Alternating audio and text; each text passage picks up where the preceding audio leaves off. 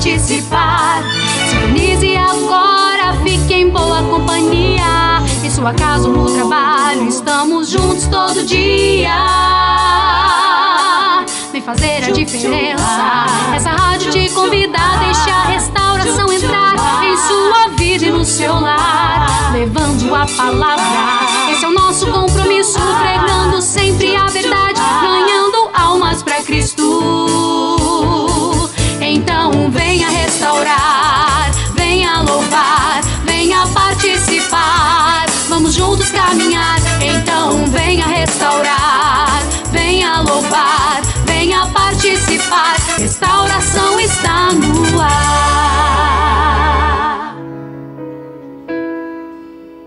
Y yo quiero levantar a ti mis manos, maravilloso Jesús, milagroso Señor.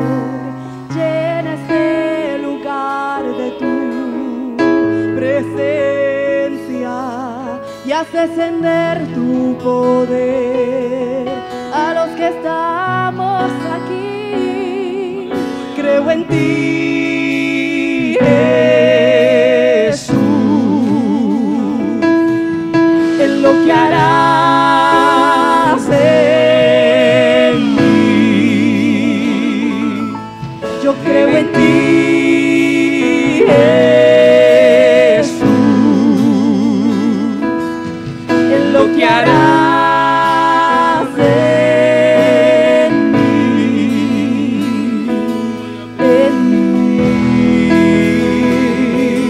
en mí, y recibe toda la gloria, recibe toda la honra, precioso Hijo de Dios. Recibe toda la gloria, recibe toda la honra, precioso Hijo de Dios. Yo creo en ti, Jesús. Adore o Senhor nesta noite. En lo que harás en mí. Creo en ti, yo creo en ti, yo creo en ti, Jesús. En lo que harás en mí, aleluya, oh, en mí. Recibe toda la gloria, recibe toda la honra, precioso Hijo de Dios. Recibe toda la gloria, recibe toda la honra, precioso Hijo de Dios. Recibe toda la gloria, recibe toda, aleluya, precioso. Te adoramos, Dios mío, te adoramos, Hijo de Dios. Recibe toda, aleluya, precioso Hijo de Dios. Creo em ti. Hijo de Dios. Eu creio em ti. Recibe hoy toda la gloria y adoración, Hijo de Dios. Hijo de Dios. Recibe hoy toda la gloria, Toda glória. Hijo de Dios.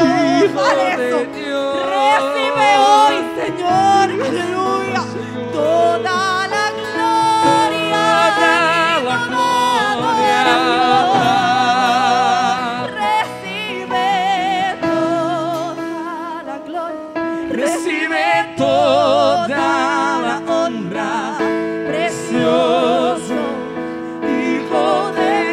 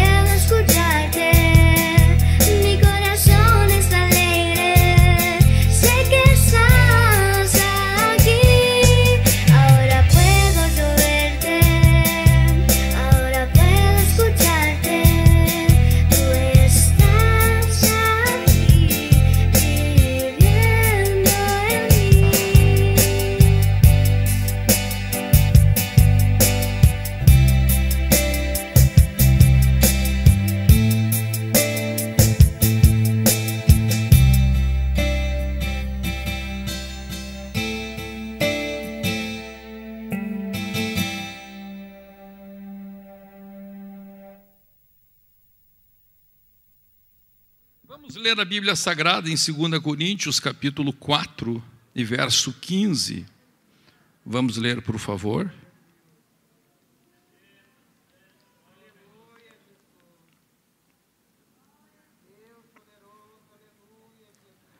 Aleluia. Todos juntos, 1, 2, 3.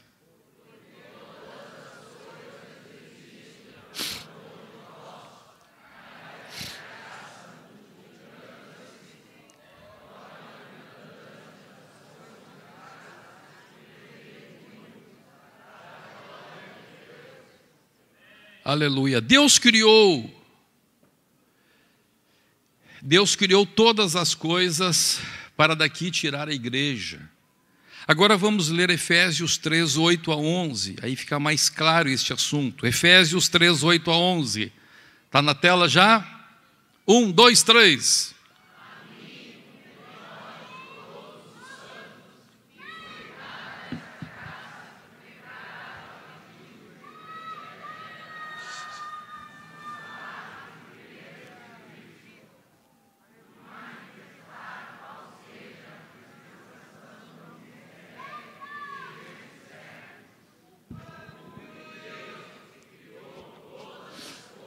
Aqui vai dizer por que Deus criou todas as coisas. Por que Deus criou esta terra?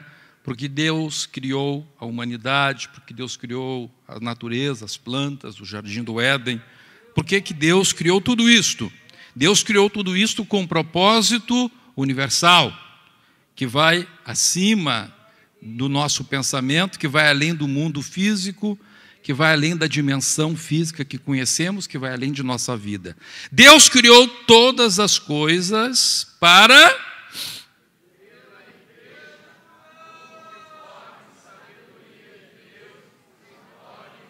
Então a Bíblia está dizendo que Deus criou todas essas coisas que nós conhecemos com um propósito universal, com uma razão que vai além da Via Láctea, que vai além do mundo físico. É uma razão que penetra na eternidade. Por isso diz a palavra de Deus em Efésios capítulo 1, verso 4, que desde antes da fundação do mundo, Deus já tinha nos escolhido em Cristo. Antes da fundação do mundo, Cristo já estava com a sua obra pré-formada por Deus. E nós saindo de Cristo para formar esta igreja, para que por meio da igreja, por meio destes escolhidos, Deus mostrasse a sua multiforme sabedoria. Vamos lá, continuemos.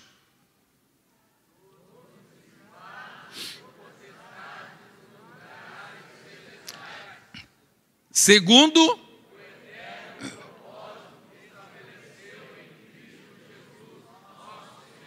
então olha o que Deus está dizendo. Deus está dizendo que a história da igreja não começa com Adão e Eva. A história da igreja começa antes que existisse este mundo físico que nós conhecemos. A história da igreja começa quando não havia esta matéria. A história da igreja começa, se foi assim que Deus usou para formar este universo, antes do Big Bang. A história da igreja começa no coração de Deus, antes de Deus criar as matérias. E Deus resolve criar alguma coisa, e Deus resolve criar a igreja, para por meio da igreja, mostrar o seu poder, mostrar a sua multiforme sabedoria. Para quem, diz a palavra, para quem? Para quem? Todos juntos. Onde? Ah, não está aí? Vai lá o último verso, faz favor. Dos principados e potestades, onde? Nos lugares, plural. Nos mundos. Eu não sei como é que funciona toda a criação de Deus. Nós vemos só uma coisinha tão pequena. Mas olhe a grandiosidade do que Deus tem com essa gente tão simples. E aqui está o mistério de Deus. Deus pega seres em uma natureza terrena, uma natureza que os puxa para coisas da terra e não para as coisas espirituais. Deus pega seres menores do que os anjos. Deus pega seres e os coloca neste lugar, à mercê do poder do diabo, à mercê do poder do inimigo. Deus pega seres num mundo corrompido, num mundo de desamor, de ódio, de pecado, e do meio deste mundo tenebroso e pecador, do meio, oh aleluia, e das barbas deste inimigo terrível, e de debaixo das garras dele, Deus cria um povo zeloso, purificado, lavado no sangue de Jesus, para mostrar aos principados e potestades a sua glória.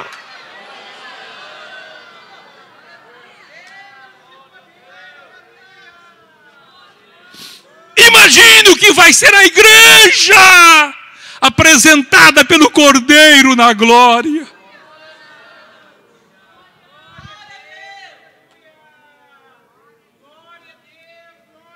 É por isso que é difícil ser crente.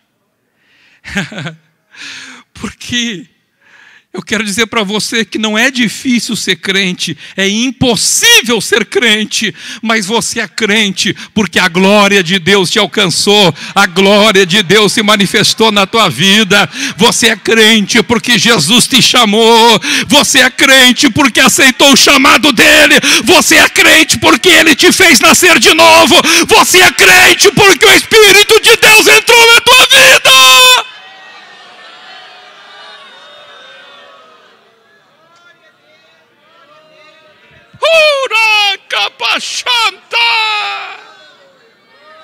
Oh, grandiosidade do mistério da igreja! Oh, glória! Oh, glória a Deus! Oh, glória a Deus! Oh, glória a Deus!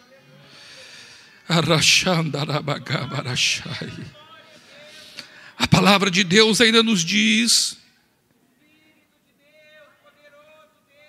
que Deus, neste seu propósito eterno para conosco, oh, aleluia,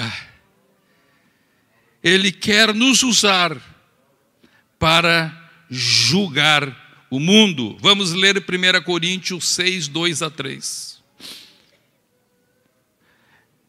A igreja, portanto, olhando aqui na terra, é a assembleia de pessoas que tem o ministério da reconciliação. Isso no plano terreno. No plano celestial, no plano eterno, no plano universal, cósmico de Deus. A igreja, primeiro, será para mostrar aos principados e potestades em todos os lugares celestiais a multiforme sabedoria de Deus. Segundo, é por meio da igreja que Deus vai julgar os anjos. É nós, é você que for fiel até o fim, você que vai julgar os anjos, diz a Bíblia. Quem pode ler? Todos juntos, 1, 2, 3.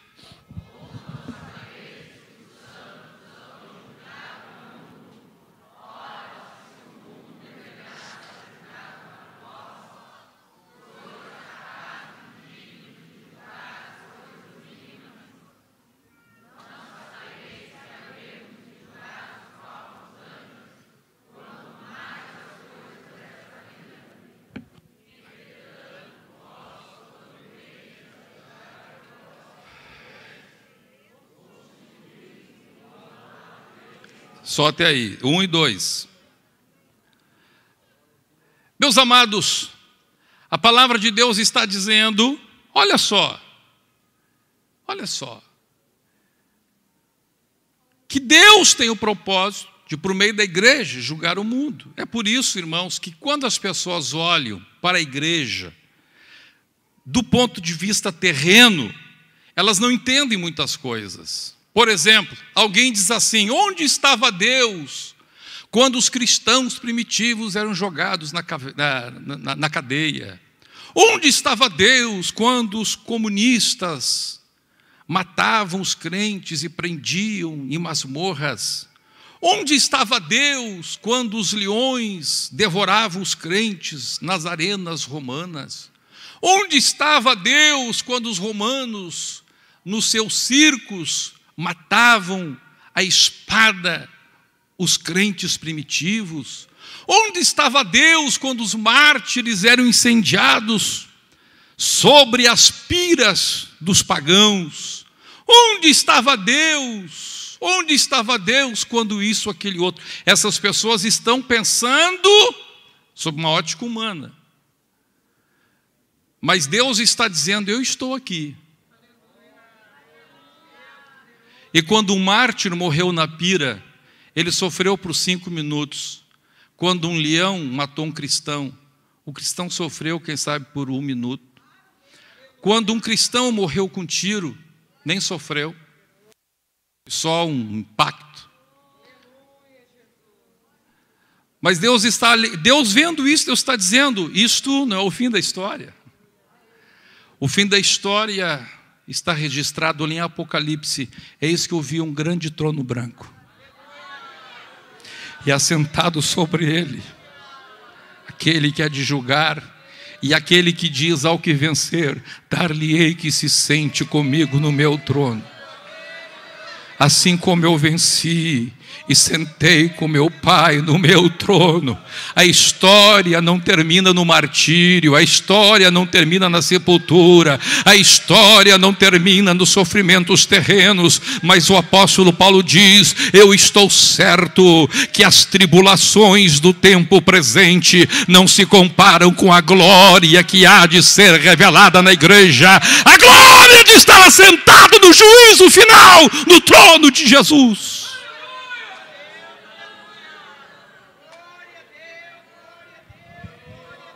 Oh, aleluia! É isto que dará autoridade moral para a igreja julgar o mundo, é a sua santidade, a sua fidelidade a Deus. A palavra de Deus diz, tende em vós o mesmo sentimento. Filipenses 2,5 em diante. Tende em vós o mesmo sentimento que houve em Cristo Jesus. Que sendo Deus, não tomou como usurpação o ser igual a Deus, mas despojou-se de si mesmo, assumindo a forma humana e reconhecido em figura humana, tornou-se servo. E servo obediente até a morte e morte de cruz, razão pela qual Deus o exaltou soberanamente e lhe deu o nome que está acima de todo nome, para que o nome de Jesus se dobre todo o joelho e toda língua confesse que Ele é Senhor, para a glória de Deus Pai. Tende em vós o mesmo sentimento. Ele não via a cruz como fim, a cruz era o começo. A cruz não era um suplício, a cruz era uma oportunidade. E a ressurreição era o caminho para sentar-se à destra de Deus Pai e exercer o domínio sobre a minha vida e sobre a tua vida como Senhor e como Salvador. Quantos pode dizer, Jesus, eu te amo, Jesus? Pode dizer, Jesus, eu te amo. E eu quero ter o mesmo sentimento que o Senhor tem. Quem pode dizer, Senhor, dá-me o mesmo sentimento que o Senhor tem?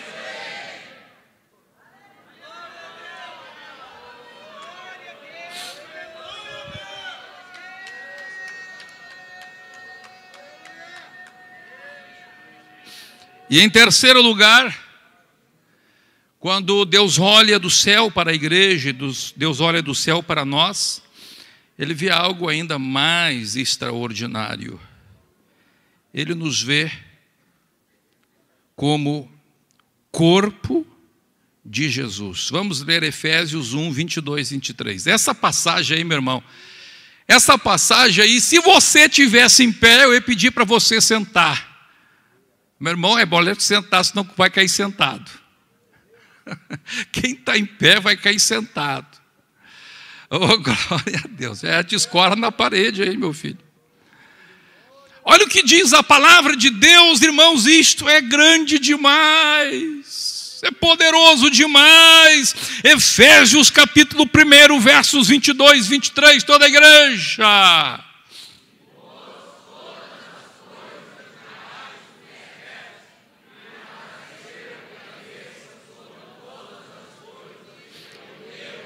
Aqui a Bíblia está dizendo que Deus pôs todas as coisas debaixo dos pés, e para ser o cabeça de todas as coisas, para que Jesus fosse o cabeça de todas as coisas, Deus o deu à igreja. Olha só que mistério tremendo isso. Deus, no seu eterno projeto, no seu eterno plano, antes da fundação do mundo, fez tudo para este momento. Ele pega a igreja e dá Cristo para a igreja como sua cabeça. E agora que diz, continua. A qual, está falando de quem então? Falando de quem? A qual é o seu corpo. Meu Deus. Meu Deus. Olhe o projeto que Deus tem com a igreja, de ser a plenitude, de ter a plenitude daquele que enche todas as coisas. Irmã, olha aqui para mim, irmãzinha, irmãozinho. Você está entendendo o que Deus tem para nós? Você está entendendo o que Deus tem para o nosso ministério, para a nossa igreja, para a nossa congregação? Ele quer nos dar a sua plenitude, tudo que Ele tem. Ah, como a gente se contenta com pouca coisa. A gente diz, Jesus me batiza com o Espírito Santo, e quando me batiza, a gente senta na cadeira e diz, glória a Deus, Jesus me batizou, amém. E para. Aí diz, Jesus faz tal coisa, a gente vê, ali a irmã pediu, está aí o milagre de Deus. Mas irmã, isso aqui é só um grãozinho do que Deus quer fazer contigo. Isso aqui é só uma amostrinha grátis, oh glória a Deus. Sabe quando a gente vai no médico, o médico dá uma caixinha de remédio lá com 2 comprimidinhos dentro, assim, isso aqui é amostra grátis, você fica todo contente, abre lá, tem só 2 comprimidos, vai comprar na farmácia o restante. É isso que Deus quer dizer. Ele te dá umas amostrinhas grátis do poder dele, mas Ele está dizendo, vai na minha presença, vai comprar, tem mais, tem mais, tem mais.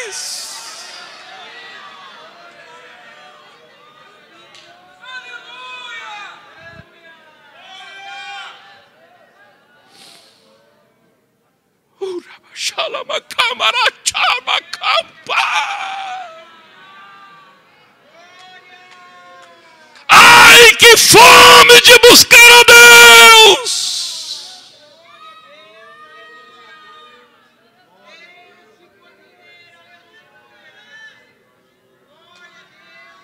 Que Deus nos dê fome, que Deus nos dê sede de buscá-lo.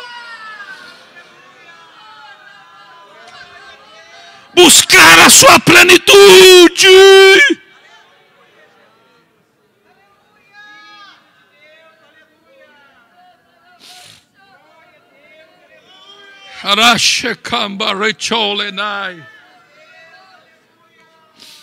O corpo de Cristo. Eu quero encerrar aqui falando rapidamente a respeito do que a Bíblia está querendo dizer sobre corpo de Cristo.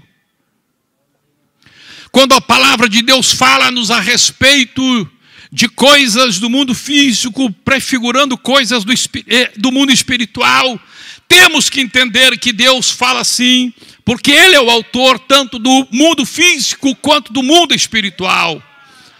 Porque neste sentido toda a verdade é paralela. Vamos dizer juntos, toda a verdade é paralela? 1, 2, 3.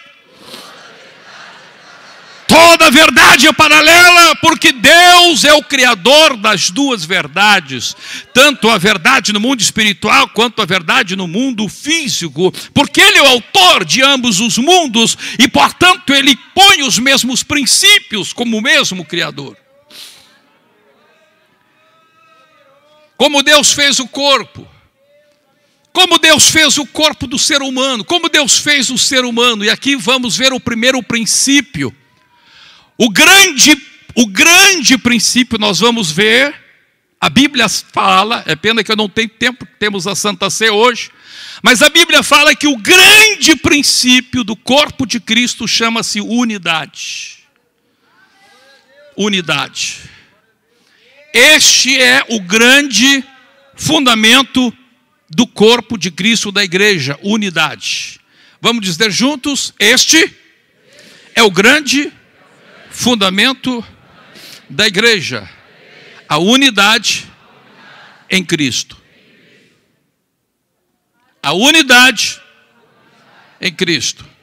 Como Deus fez o ser humano, Deus pegou o ser humano e primeiro Deus fez um boneco de terra e areia. Terra e água, melhor. Terra e água. Barro. Quando você mistura terra e água, você cria uma mistura. E o nome desta mistura, o tipo desta mistura, chama-se uma mistura heterogênea. Ou seja, de coisas que não criam uma nova substância. Você pode separá-las. Certo? Você cria, então, uma mistura. Inclusive, quando se estuda ciências, lá no fundamental, o exemplo de uma mistura heterogênea sempre é água e terra, água e areia. E aí Deus pega esta mistura que não se solda em alguma coisa única, e apenas uma mistura, apenas mistura de terra e água, elementos químicos expostos ali naquela terra.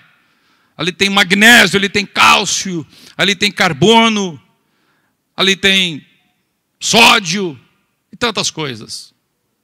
E aí diz a palavra de Deus que Deus,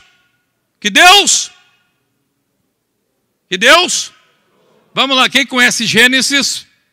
Deus soprou e entra um espírito naquele barro.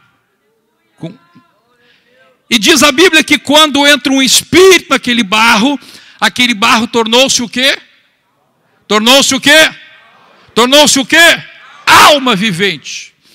Então, o grande fundamento da igreja é que ela é uma unidade. A igreja não é união. Não é união, diferente. No Antigo Testamento, antes de existir a igreja, aí era união. Por isso, no Salmo 133 diz: ó, que bom e quão suave é que os irmãos vivam em união. União é o barro é união. Está unido, mas pode desunir. Mas unidade é quando é uma só coisa. Diferente.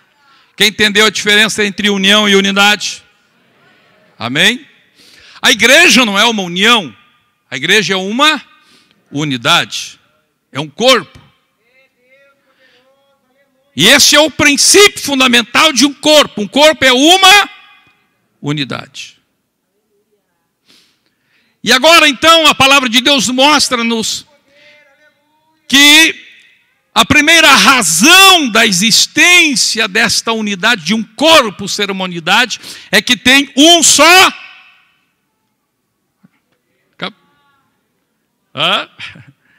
Rodaram no teste, rodaram no Enem. Vamos lá, tem um só. Agora está melhor, vamos lá. Tem um só. Tem um só. Quantos espíritos você tem, irmão? Um. E o que me faz ser um corpo é o fato que eu tenho um. E quando esse espírito entrou no ser humano, o homem foi feito uma alma vivente. Então veja, o que me faz de mim ser uma unidade é o fato de que eu tenho uma alma e um espírito e uma alma. Então agora você vai entender aqui. Vamos supor que eu pegue um rim meu. Eu pego um rim meu. Eu tenho 2 rins, certo? Eu pego um dos rins, dou para alguém, em vida ainda, dou um rim para alguém. Alguém que está morrendo lá, parente, irmão, querido, amigão, não quero ver morrer, dou meu rim. Fico com um e dou o outro. Um pedaço do meu corpo vai ser colocado no corpo da outra pessoa. Concorda comigo? Sim? Agora eu pergunto, aquele rim, ele continua sendo Humberto ou vai ser o Pedro? Se for para o Pedro. Hã? Mas ele não é meu? Ele é meu, claro, eu dei para ele. Bom. Olha que interessante, o rim era meu, mas não era eu.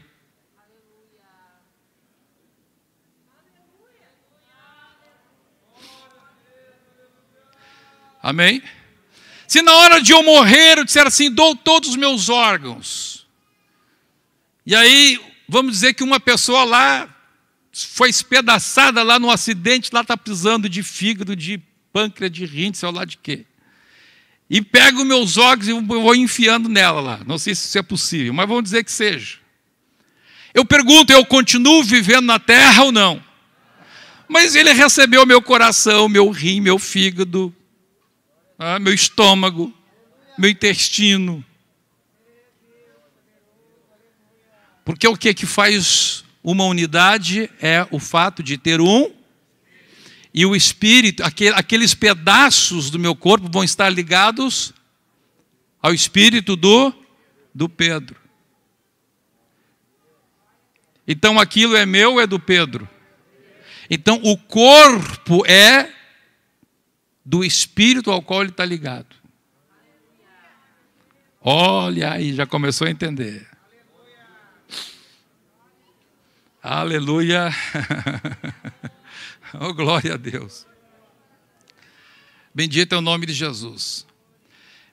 E agora a palavra de Deus ainda fala uma outra coisa. Existe outra coisa interessante. A Bíblia diz que o homem recebe o Espírito e é feito alma vivente. A alma é o centro da personalidade humana. É o centro da decisão humana. Então, portanto, eu sou a minha alma habitando no meu espírito e tenho um corpo. E isto tudo é uma unidade quando estiver ligada ao mesmo espírito e à mesma alma, que são inseparáveis. Você pode pegar o corpo e separá-los do espírito e da alma. Você pode pegar o corpo e pegar um pedaço do corpo e ligar lá numa outra alma. Mas quando você ligar o corpo na outra alma, o corpo vai continuar. Vamos pegar o exemplo. Vamos pegar o exemplo. Em vida, vamos dizer que tem uma pessoa pianista. Toca piano extraordinariamente. Tem um acidente, perde os dedos. Um pianista sem dedos já não é esse pianista. Mas daí alguns amigos dele disseram assim, olha, eu dou esse aqui. O outro disse, eu dou esse. Eu dou esse. Dá uns 4 dedos para ele. Faz uma cirurgia, olha só. Cada um dá um dedo. Faz a cirurgia, ele volta. Eu pergunto, a qual alma que aqueles dedos vão obedecer? A alma do doador ou a alma de quem recebeu o implante? Então, ele torna-se uma unidade com a alma no qual ele foi implantado. Vê como você não é o teu corpo? Não ficou muito claro assim?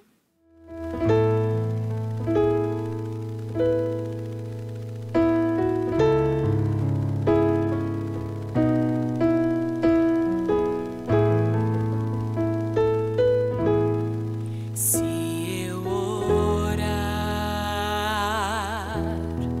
e acreditar acreditar.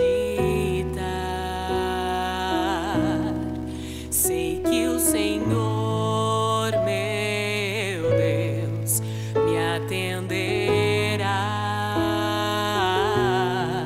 Se eu orar e esperar,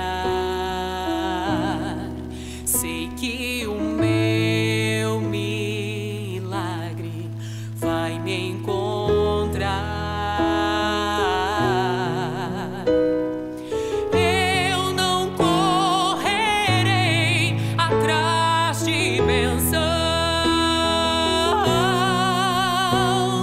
sei que elas vão me alcançar. Eu sei que enquanto o Senhor trabalhar,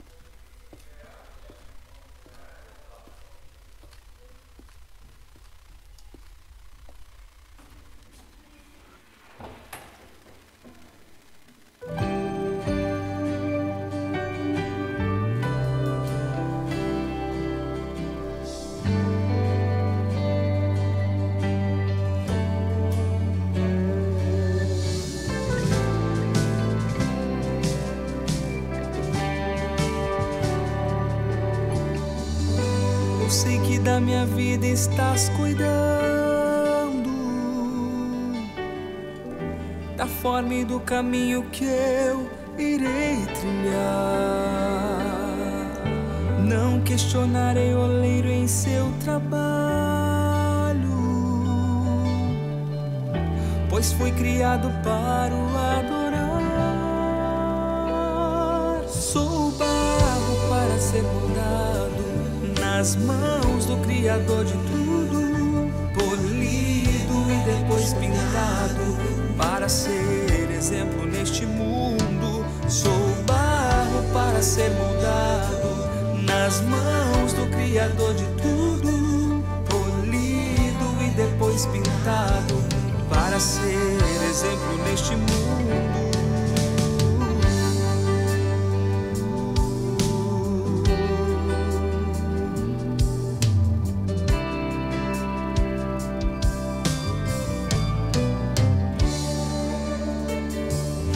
Eu sei que da minha vida estás cuidando,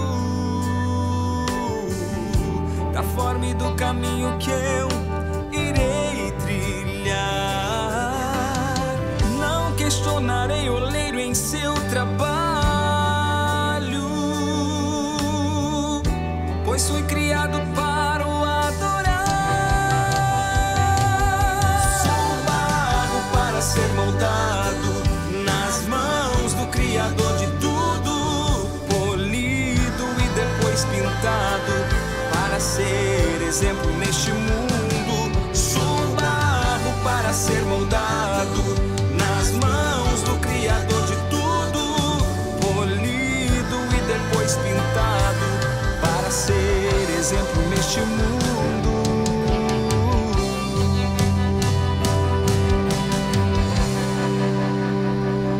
Eu quero ser cheio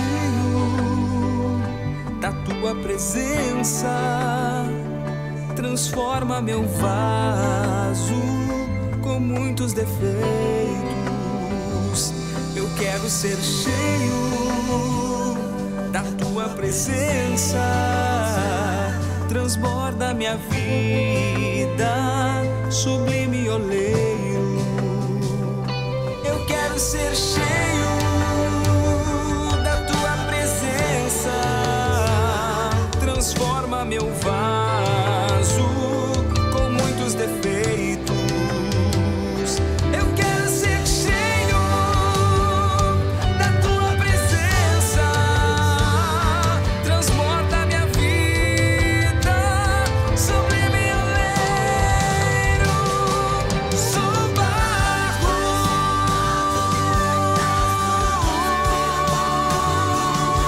polido e depois pintado para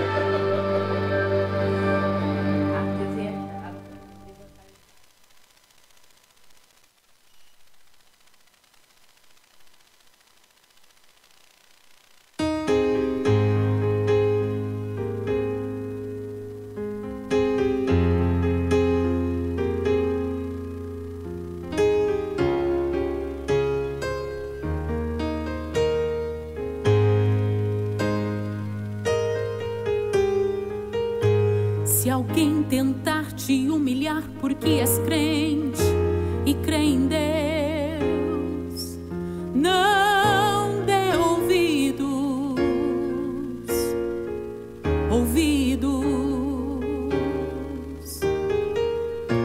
Diga apenas que a tormenta vai passar, porque Deus é contigo, contigo. Não se deixe ser levado pela voz do opressor. Ele só sabe acusar. Não se renda porque ele já perdeu. Agora é a sua vez de se levantar.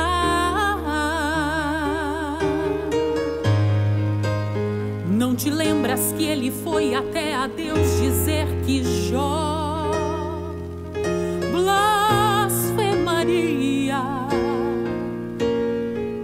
contra o seu Senhor? Se o Senhor deixasse ele consumir todos os seus bens, Jó não aguentaria.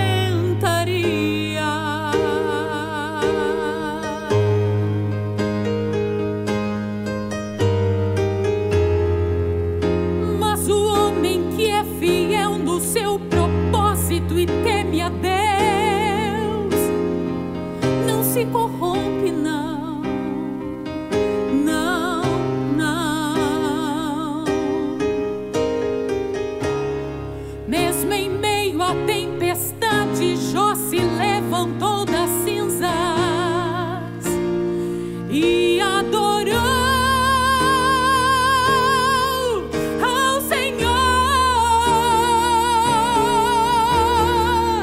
Jó lançou-se sobre a terra e adorou, e falou para todo o inferno escutar: no saí do ventre da minha mãe, e é do que voltarei para lá.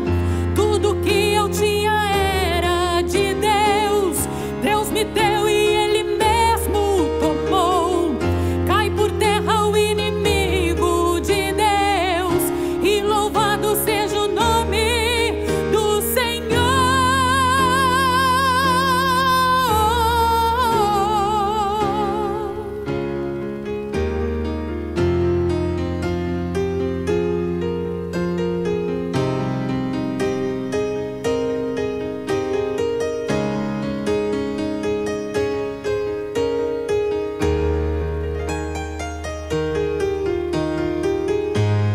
Deus deixou que o inimigo roubasse os bens do seu ungido. Deixou que o inimigo matasse os seus filhos queridos. Deixou ferir com chagas, porém Jó não deu ouvidos.